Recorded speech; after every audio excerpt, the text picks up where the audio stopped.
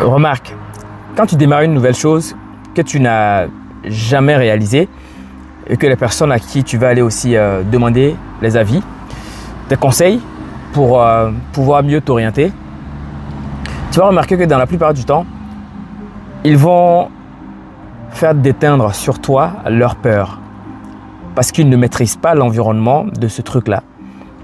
C'est soit ce sont des gens qui l'ont fait aussi, mais ils ne veulent pas que tu deviennes leur concurrent. Vous savez, ce à quoi j'y crois, mais fermement, au travers de mon boulot d'auditeur, c'est que la concurrence est très bénéfique pour un business. Avant d'aller investir dans un business, s'il n'y a pas de concurrence dans ce business, n'y allez pas. Avant d'aller démarrer un nouveau business, s'il n'y a pas de concurrence dans ce business-là, n'y allez pas. Ça veut dire qu'il n'y a pas de marché, tout simplement. Plus il y a de la concurrence dans un business, ça veut dire que plus il y a de marché, il y a des marchés dans ce business-là. C'est ça qui fait que la concurrence devient très rude et chaque concurrent va pouvoir se positionner pour donner le meilleur de lui-même ainsi que de proposer surtout le meilleur prix. Lorsque vous voulez réaliser un projet, ceux à qui vous allez aller expliquer, assurez-vous que soit ils sont vos concurrents ou vos futurs concurrents, soit ce sont des gens qui ont quand même la connaissance de ce pourquoi vous allez les voir pour essayer d'échanger. Parce que malheureusement, on va expliquer aux mauvaises personnes qui vont nous aiguiller sur le mauvais chemin ou ils vont faire déteindre sur nous leur peur, leur manque de courage pour aller affronter ce terrain-là afin d'y investir.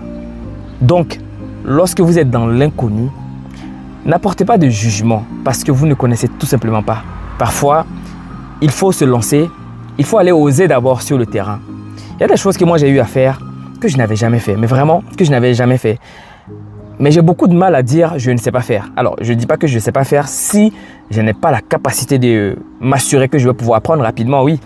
Mais je dis rarement que je ne sais pas faire parce que quand je sens que c'est un défi, c'est challengeant et que ça pourra m'apporter énormément de choses en termes de connaissances, en termes de soft and hard skills, je dis, je vais voir.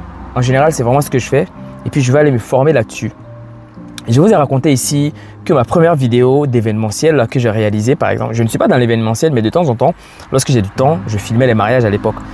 Mais ma première vidéo que j'avais réalisée, je n'avais jamais filmé un mariage, ni un baptême. Mais je suis allé le faire. Je n'ai pas dit que je ne savais pas le faire, je suis allé me former sur YouTube. Vous savez, on se cache derrière des excuses pour refuser d'apprendre de nouvelles choses, alors qu'on a tous les éléments pour pouvoir apprendre. Ce n'est pas parce que tu ne sais pas faire aujourd'hui que tu ne pourras pas apprendre demain pour pouvoir le faire. C'est pour ça qu'il faut avoir cette niaque-là, cette envie d'apprendre davantage. Ne dites jamais, jamais. Lorsque vous avez envie de changer même de secteur dans votre travail, il faut avoir cette capacité-là. Il faut prouver, il faut montrer à ton futur manager que oui, tu ne sais pas le faire. Mais au travers de tes expériences passées, tu souhaiterais te donner les moyens d'apprendre rapidement et pour être imbattable dans ce domaine-là dans lequel tu veux te reconvertir.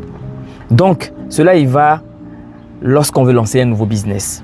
Assurez-vous que les gens que vous allez aller demander ou auprès de qui vous allez demander conseil sont soit des concurrents ou des personnes qui sont assez aguerries pour pouvoir mieux vous orienter.